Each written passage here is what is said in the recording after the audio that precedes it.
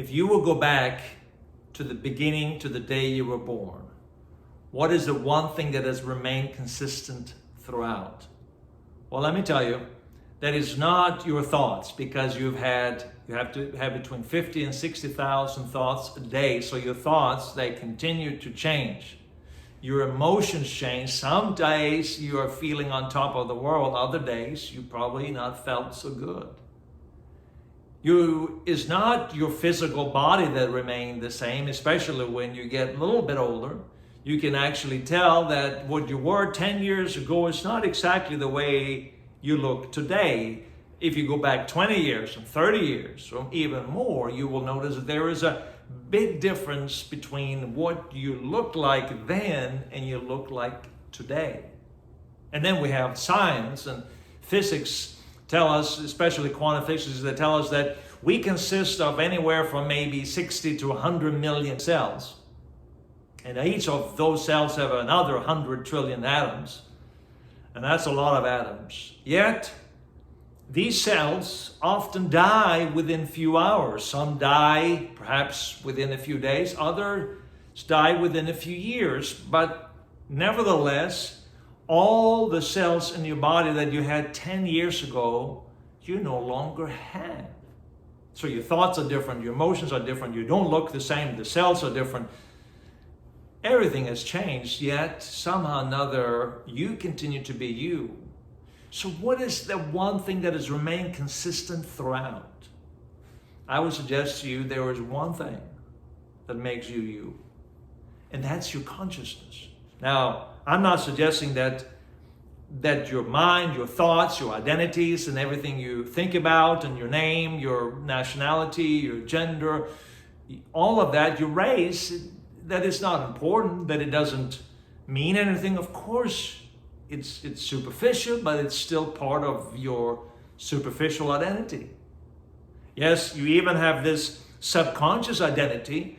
There are things that you've experienced throughout your life. You've gone through a lot of stuff and trauma and negativity and positivity and anything in between. And all of that has been scrambled together and formed an inner sense of self that sometimes is struggling and that sometimes is feeling down and feeling like you're not enough, and other times feels like you are God's gift to mankind.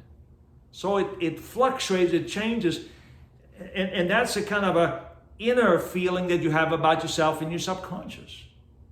But the one thing that has remained the same is consciousness. Now, spiritual texts refer to this as your spirit.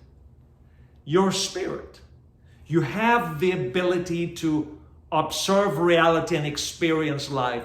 There is a sense of presence about you that the moment that you die, someone will look at you and say, there is no more presence, there is nothing there anymore. That person their spirit has parted from them. They're different than they were, even though the body remains the same. So the real you is that inner you, that thing that has been with you from the very beginning, your consciousness. The problem is with most of us, we have allowed life to come and darken our consciousness, to cause our consciousness to be filled with these negative emotions. We are not seeing clearly. We're not seeing things as they are, but as we have conditioned our minds to see things. That's why we got this political polarization in the world. That's why we have these many different religions there. They're all clamoring. We're all standing up saying, my way is the right way. You got to believe like I do. Because our sense of identity, who we are, has been clouded, has been darkened by thoughts, our insecurities, our ego. But what if we would awaken again to that truest and deepest self, our pure consciousness, our spirit, that which is transcending all things? What would happen then?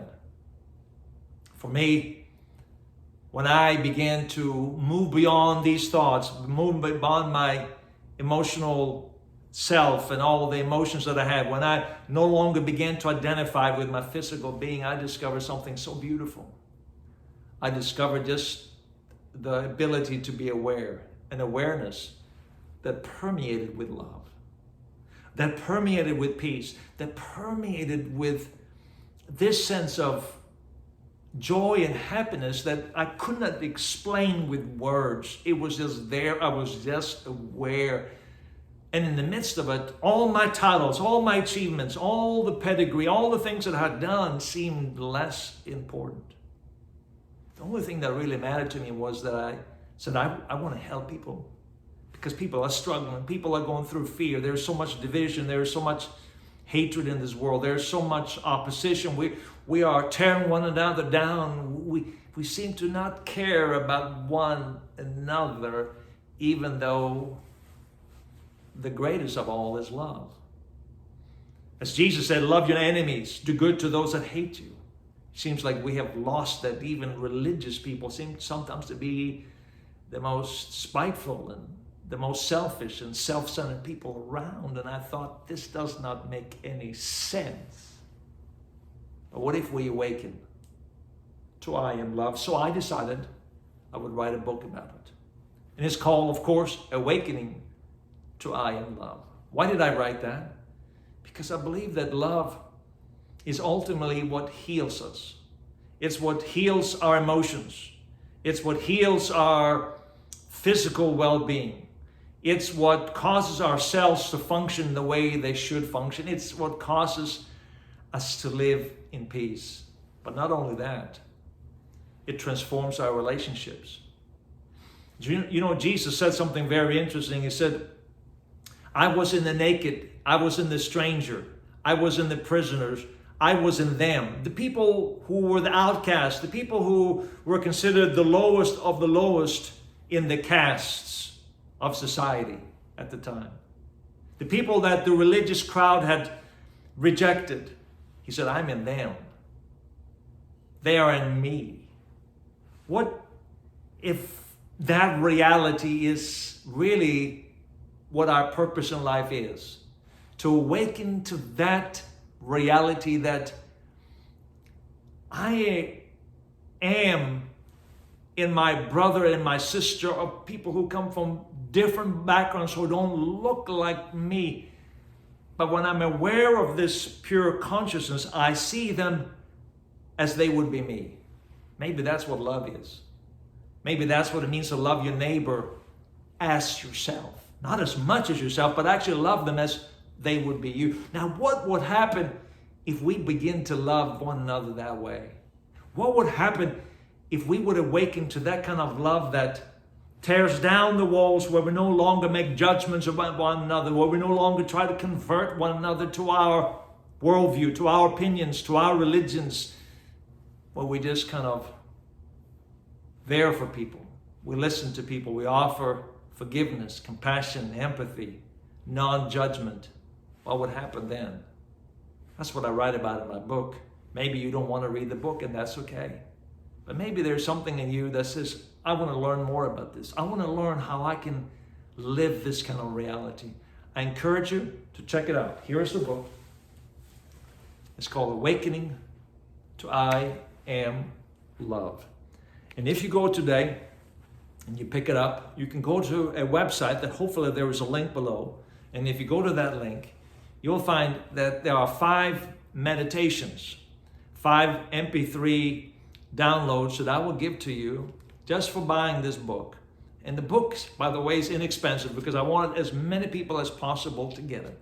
But you will also get these 5 MP3 downloads because I know it's going to help you to awaken to that which transcends all things, love. So, thank you for listening to me. And yes, I hope you'll enjoy the book.